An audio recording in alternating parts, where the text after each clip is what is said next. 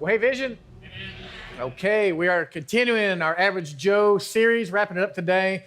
If you got your takeaway card when you came in, or you pull up on your Bible app, I believe God has got something for you today out of the story. And if you missed any of the earlier weeks, you can catch them on our website or on our Facebook Live, on our Facebook page. We would love for you to continue this journey with us through Joseph. Now, let's talk about sibling rivalry, okay? First of all, show me if you got a brother or sister, if you got siblings in your life. Okay, now show me if you ever had a fight with them. Show me two hands if you ever had a fight with them. I know we got a couple brothers sitting, well, they're separated by their parents back there. Okay, so let's say, when you're younger and you're out in the yard playing, with your brother or whatever, and things are going fine until somehow sticks get involved, something happens, you get whacked upside the head, there's blood, you're going into the house, and you're like, Mom, there's been an injustice, and they bring in, the other sibling, and your mama's like, talking to your brother or sister, okay, tell him you're sorry. Like, no, tell him you're sorry. Sorry. And you're like, yes, I have been justified in this. And then mama's like, okay, now tell them that you forgive them. You're like, what? What? No way. Like, tell them that you forgive them. I guess I kind of forgive you. I don't really, but. And that moment, honestly, it like scars you against this feeling of truly forgiving somebody because, they weren't really sorry, so you don't really forgive them. And you think, is that just how life's going to go? That anytime something happens where there's a wrong that happens, they're not really sorry, and I'm not really going to forgive. And if most likely, they're not even going to be sorry, so I'm certainly not going to forgive. And we laugh. We say, okay, it was a kid. That was kind of humorous, and Ron and Dana are like, I mean, our boys, like they did all this stuff, and they didn't say they're sorry. They didn't say forgive. But the reality is, in our lives, we go through things that hurt. We go through things where people hurt us. And you have to choose whether you're going to forgive. So before we get into our story, let's talk about Joseph's story. Because this guy, Joseph, comes from the book of Genesis, first book in the Bible. And if you hadn't been tracking with us, you can pick up any time and read from Genesis 37 through the end, which is 50. And his story, we can pull a lot of things out of it. Because up to this point, what has happened, he was young and he had these dreams that God was going to do things. And then his brothers didn't like that, so they literally tossed him in a pit and said, you're going to die there. And then they changed their minds, said, actually, we're going to sell him into slavery. And he got hauled away to a far country. And for all their intent and purposes, he did die. And he was gone. But he went into slavery, and then he kind of had some ups, and he went into prison, and he had ups and downs. And for Joseph, I wonder how often he stepped back and had to deal with bitterness, with unforgiveness, with anger. And I wonder if you can relate. If you can say, yeah, maybe my parents. When I was a kid, or even right now, my parents, the things they did to me, or the way they treated me, or they abused me, I'm bitter. Or you say, what about my spouse, my current spouse, or my ex, or just the person who did something to our family? How about the person who fired you, that you didn't deserve to be fired? Or they took your idea, or they lied to you, or how about the person that attacked you? And you're like, man, I'm not ready for something heavy. Look, if something heavy happened in your life, God is ready to step into it, and he says, look, I know you were attacked. I know you were abused. I know about the car accident. And we got people in our church who said, man, I was in a car accident, and I had to go to therapy for months. They didn't care. They didn't apologize. They didn't take the blame for it, for the way I feel. And I hear in their voice a bitterness of being lied to, of being taken advantage of. And we come in and say, God, we've got this that makes us mad.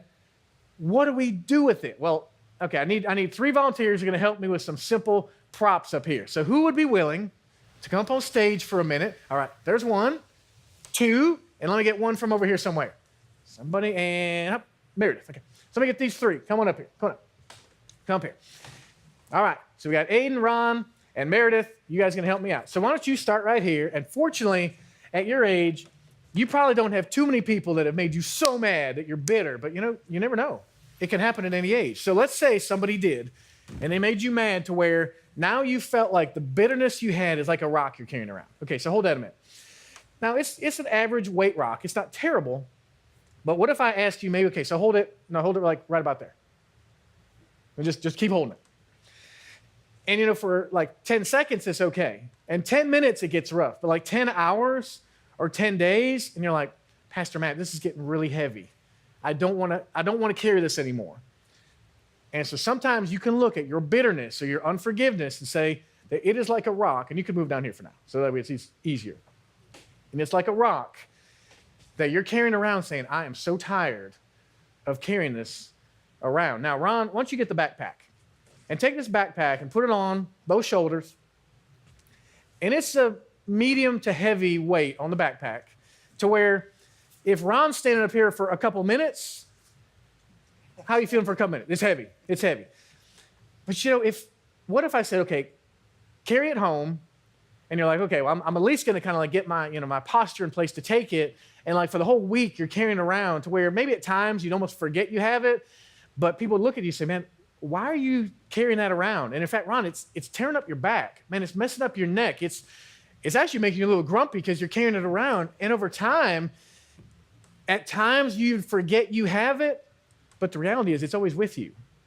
And it's a weight you're carrying that you're not meant to be carrying. Now, Meredith, you get part 3. And I have to give a disclaimer with this, and we've got a picture in case you can't see it. Do not drink Drano, okay? Somebody came up to me between services and said, Pastor Matt, make sure you tell people not to drink Drano. Okay, so I'm already saying don't drink Drano. But for this picture of it, Meredith, let's say you've got somebody that you're bitter against. It happened last week, it happened 10 years ago, it happened 30 years ago. And there's some days that you wake up and something happens in your day that reminds you of them. And you said, okay, I'm going to get a cup out, and I'm going to pour some Drano in here, and I'm going to drink it, and man, I hope they feel terrible. I'm going to drink this, and I hope it kills them. And somebody like, Meredith, that makes no sense. Why you would drink literally that bitterness, that poison, and think it's going to hurt them. It's only going to hurt you. So whether it's the Drano or the backpack or the rock, and God looks at you and says, let's deal with this bitterness and this unforgiveness. So if you guys would, put your props back on the table, and then you can go ahead and sit down. And that is heavy, isn't it? You don't want to carry that around long term. Thank you. So this guy, Joseph, and his story, and what we're going to do today is we're going to talk about his story, and I'm going to give you some tools. Now, the tools, they come from a friend of mine. Her name is Kristen Yeager, and she's on staff at Bit of Hope Ranch. My wife runs Bit of Hope. They've got counseling, mental therapy, physical therapy, all kind of stuff. But Kristen, when I talked to her this week, I said, Kristen, you got to give me some tools. And what I'm going to do today is I'm not going to deeply unpack these tools because truly it takes more time than 30 minutes on a Sunday morning. It's going to take you either going on the ranch website and saying, I need to meet with Kristen to talk, or going on the Vision website and saying, I want to use those tools. Because what Kristen gave me with some thoughts, with some tools, we talked about forgiveness, and she said, in fact, that forgiveness is an act of generosity towards someone who, due to their transgression, does not deserve your understanding. So maybe you can relate to that. Say, yeah, there's somebody in my life, they did something. They did the transgression against me. And due to that, they don't deserve my understanding.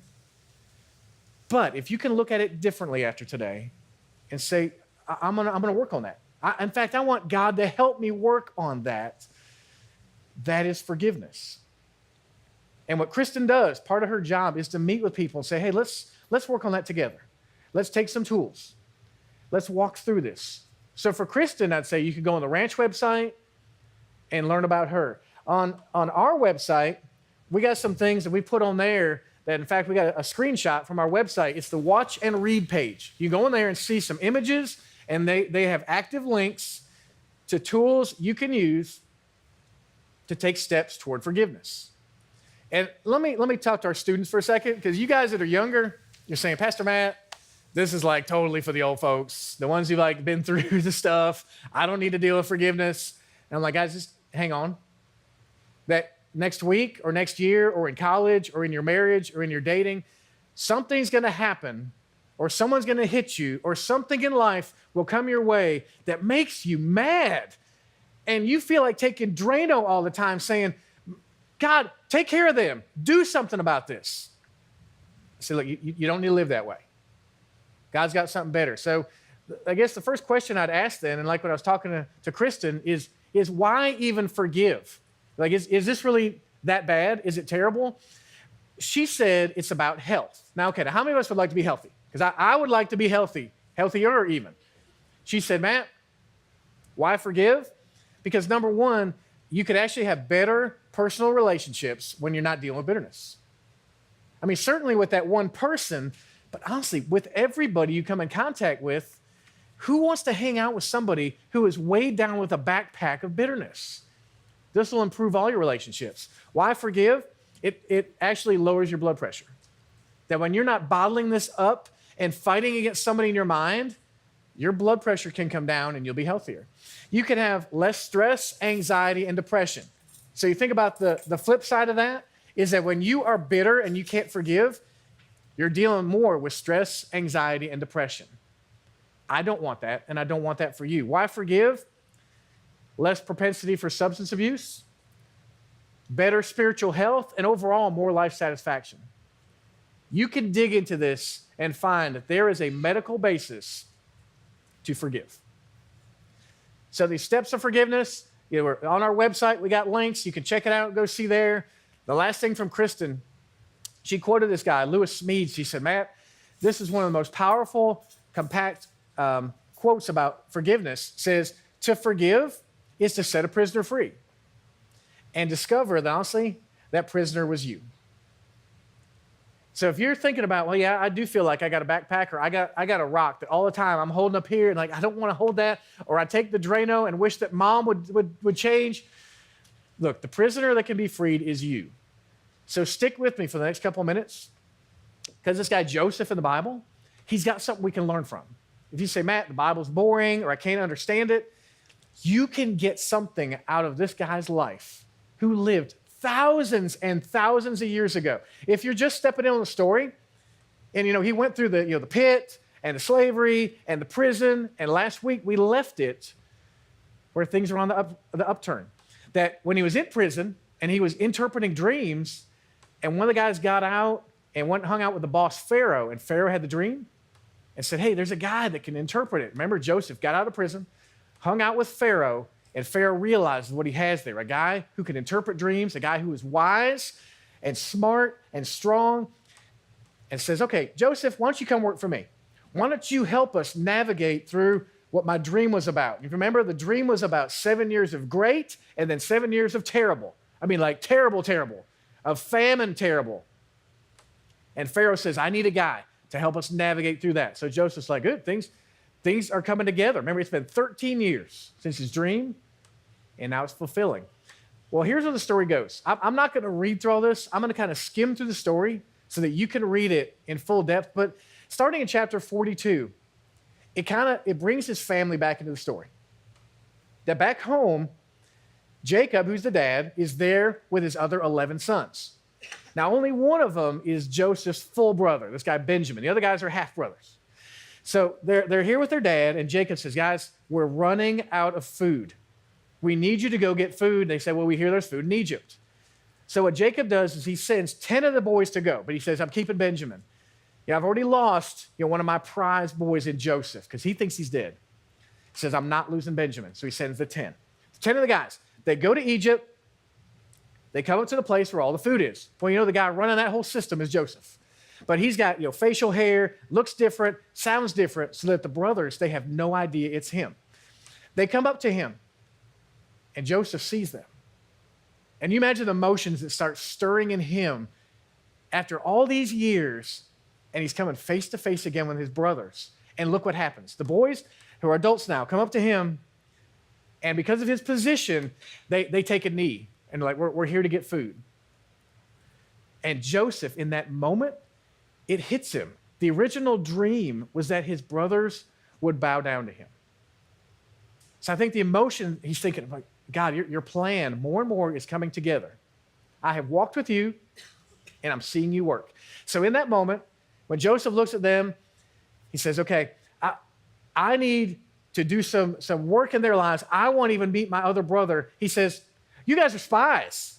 What are y'all doing here to steal our stuff, to scout us out? He said, no, we're not spies.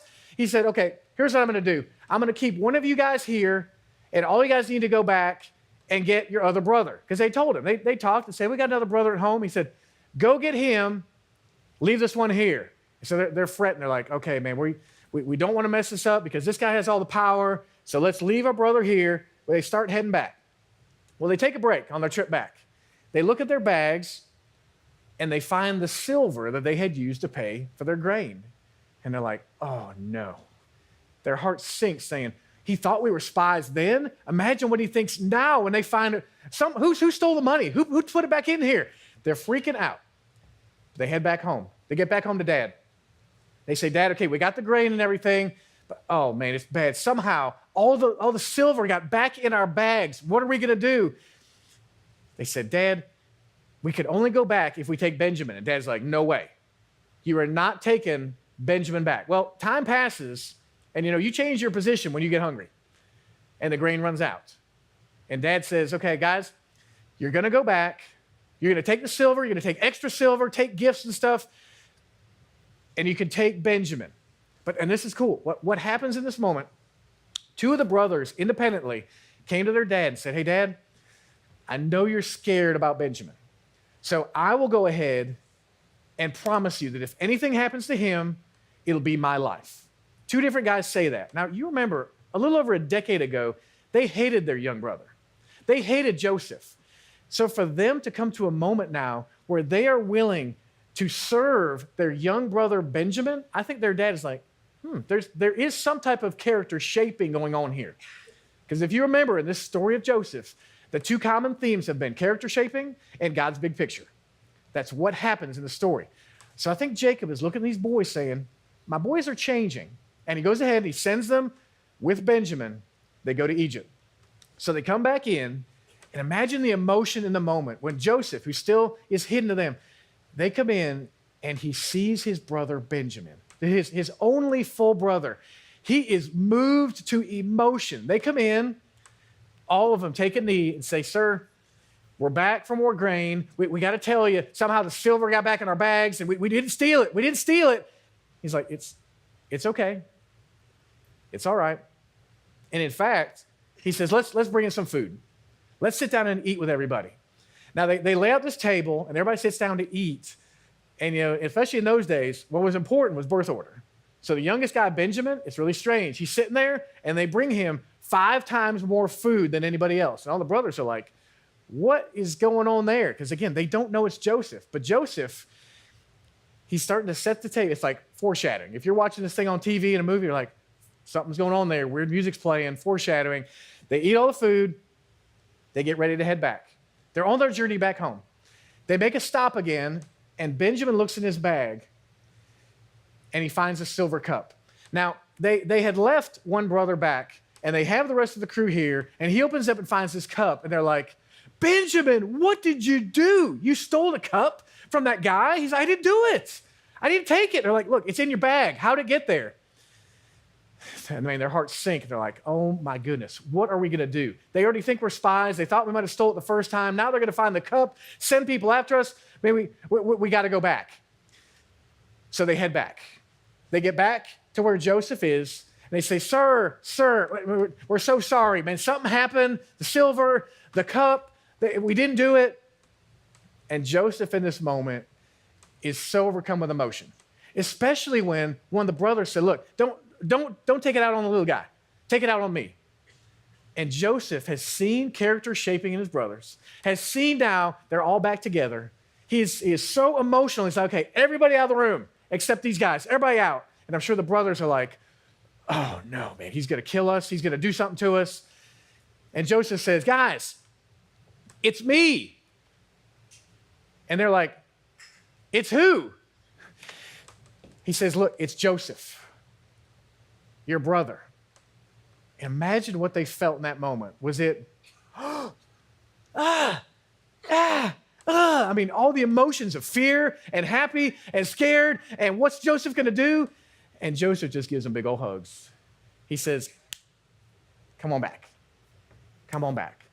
And they're like, but how? And why? And are you mad? And he says, guys, in God's big picture, this had to happen. In God's big picture, he had a plan.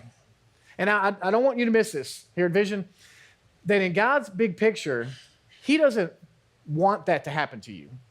The car accident, the abuse, the person who did you wrong, the divorce you didn't want, he doesn't want that to happen.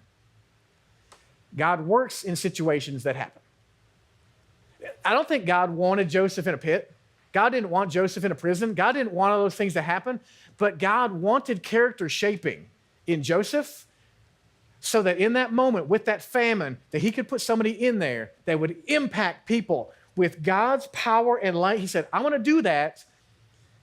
The brothers just happen to be a part of that process. So I don't want to minimize how you might feel right now thinking, Matt, the person who abused me, the parents who did this to me, the person who fired me or took my idea, God wanted that to happen. I'm not saying that. But when you think of that person and you think about Drano and you think about poison in them, said just pause on that for a moment as we think about Joseph. And in that moment, when he embraced his brothers and said, hey guys, go back and get dad. Go back and get my dad. And so they do. They head on back home. They get back there with all the grain. And dad's like, great, you got all the food. They say, Dad, what do you think you need to sit down? They say, we got good news and bad news. The good news is that Joseph is alive. He's like, what? Joseph is alive? How? And what about the robe with all the blood on it and the pit and all? They say, Dad, we messed up. We messed up bad. But God did something and is doing something through Joseph. Let's go see him. And I way simplified that conversation, but in that moment, some healing starts taking place. And they start heading back to Egypt, and they get on back there, and you talk about a reunion. A dad who thought his son was dead. A son who literally thought, I would never see my dad again. Benjamin getting to see his brother. All the brothers together saying, look what God has done. Look where we are now. And it would not have happened if Joseph chose revenge over restoration. So before we finish his story, I want to unpack the story of a guy here at Vision. So I want to welcome Chuck Hill. Where's Chuck at? He'll come on up here. And if you guys would, welcome Chuck up here, and he's going to tell his story. Now, Chuck and Julie and their family have been with us since the pre-launch days, a long time ago. So, Chuck, tell us, and these couple family pictures up here, beautiful family. Who we got up there? Well, the back left is my beautiful wife, Julie. She's back here. And then Caroline and Cassie are in the second row, and then CJ and Julian are at the bottom. And I love your family, Chuck. Honestly, I have learned so much from you guys. And if you guys remember when we talked about camp scholarships, and the guy in the front there, Julian, he is the one who said, I'm going to give my birthday money. And over 20 people followed his example to give camp scholarships. It's amazing. Now, I was wondering if people were going to know you were a Carolina fan. Of course, you brought the shirt today, and we did have the one picture. So definitely, you guys love the Heels. Yeah, that was Family Day. Family Day. Great day And it's cool. A little known fact about Chuck is that the rumor that he used to be a part of the band Bon Jovi. And that is my real hair. Real hair. And so Chuck, man, he's got a lifetime of stories to tell. But today we're going to focus on one that does deal with a tricky subject about forgiveness. So, Chuck, in your world, I know it was back college age, basic training, Air Force, something between your mom and a guy. Why don't you tell us what happened? Yeah, there was a guy that he was a family friend, and my mom, whatever, they were together, and she was ready to leave, come back home, and he didn't want that to happen, and he was an alcoholic as well, and he beat her pretty bad. I mean, she was hurt really bad, and she's had issues for a long time, and it was a really, really rough situation. And Chuck, as we were talking about this, I could tell the anger that must have been there for you. So what did you want to do to him? Well, I tried to find him. I mean, I didn't find out about this event for several years after it happened. I mean, I was wisely kept in the dark. I wasn't there, so they didn't tell me a whole lot. But when I found out what happened, I rode around. I tried to find him. I mean, I looked for him very vigorously, and I went looking for him. I was armed. I was going to not really pour Drano down his throat, but I would feed him some lead or something. I was serious. I mean, it was not. Don't make good. Chuck mad. I was. He'll come after you. It was not a good situation, and but by God's grace, I never was able to locate him. So. Okay, so time passed. I mean, years, decades. And so how did you feel over the years? And even like what type of things stirred up your anger and your bitterness? Well, he was a songwriter, and he had written some songs for some pretty prominent singers. He wrote songs for John Connolly, for Waylon Jennings, and some other country artists and stuff. And he actually had a song on the radio as well. But and when certain songs would come on, especially if I was by myself, I would get so angry and my blood pressure would get, I had to pull over several times just to get my wits back while I was driving. It was not a good situation. I mean, there was more anger with that person than I've ever felt for anything or anybody in my life. But over the years, since I've known the Hill family, I know that they've been in church, they've been in the Word. Chuck tries to lead his family as a godly man. And so God started working on you, right? What was he telling you, showing you, and what'd you end up doing? Yeah, well, we were, involved in some small groups, and it seemed like every Bible study that we did, it started, I guess, this thing happened back in, 88, 89, so this is back up around 2012, 2013. We start getting the messages, doing Bible studies, and everything's on forgiveness. When I would go to church and listen to Dickie at the time, messages were on forgiveness. When I would turn on my radio, instead of hearing those songs that make me mad, I was hearing songs about forgiveness. I mean, whether it was a country music radio station, whether it was a Christian music radio station, everything was on forgiveness. And so I'm like, okay, I kind of get the picture. I understand I can forgive people for doing stuff to me, but that's my mom, it's different. But I said, okay, I get the picture. And So what'd you do? I sat down because I couldn't find the guy.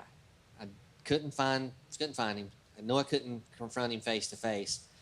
So I wrote a letter, and I knew who his sister was. So I took the letter to his sister, and I asked her, I said, you can read it if you want to.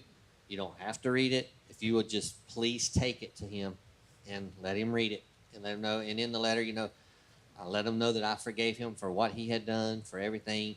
And at the same time, I asked him for his forgiveness on me for my actions. And, I prayed for vengeance on him. I prayed God strike him down, but, because I couldn't find him. And so, they took the letter to him. And I guess within 6 to 8 months after I wrote that letter, he had a stroke and passed away. He died. And when his family went to get all his effects together and get ready for the funeral and things, he had a lockbox that had all his, wills, his important papers and things in it. And on the top of that stack of papers in that box was the letter that I had wrote him. So I know he got the letter. I know he read it. And because he had kept it with all the important stuff that was, safe from fire, I kind of believe he accepted that forgiveness. And so that was a huge relief, a great feeling. And then they asked me to be a pallbearer at his funeral, and I was able to do that as well. So you get to the end of that story. So how did you feel, and what do you think God taught you through all that? Definitely that you need to let things go. You need to give it to God. Let Him take care of it, because He will. And like the backpack, it was about 20 of those backpacks just fell off my back at the time. I mean, it's just a feeling that you can't describe. I mean, when you let something that's been pressing you for that long, that hard, go away, it's an amazing feeling. It is. All right, well, let's thank Chuck. It's a great story. Thank you, my friend.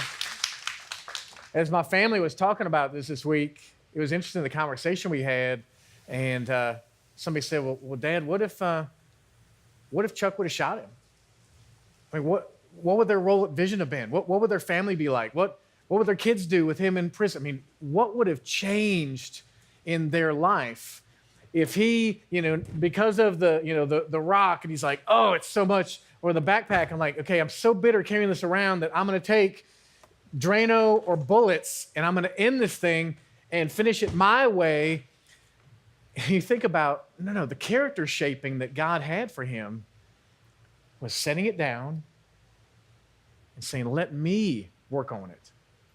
The big picture that God had was for Chuck and Julie and their kids to be a part of this, to be a part of changing lives here at Vision.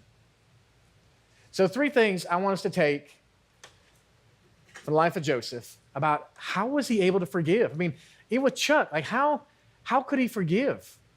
The 3 things I see is that number 1, because he spent time with God. That Joseph, in his time in prison and slavery and all these times you say, Joseph, be mad, want revenge, be bitter. Joseph said, I'm going to choose to spend time with God because the people you spend time with shape you. And Joseph made a choice. Now, Joseph, he didn't know about Jesus. I mean, that was generations to come. He didn't know about small groups and serving and all the things that we have. So I'd say for us, spend time with God. It will shape you in your Bible, in prayer, listening to music that gets in your head, talking to people in small groups or serving alongside people and saying, God, I want to be more like you because this backpack, I can't get it off myself. So Joseph, he was able to forgive because he spent time with God. The second thing is he cared for people like God cares for people. Now, he wasn't perfect. Chuck's not perfect.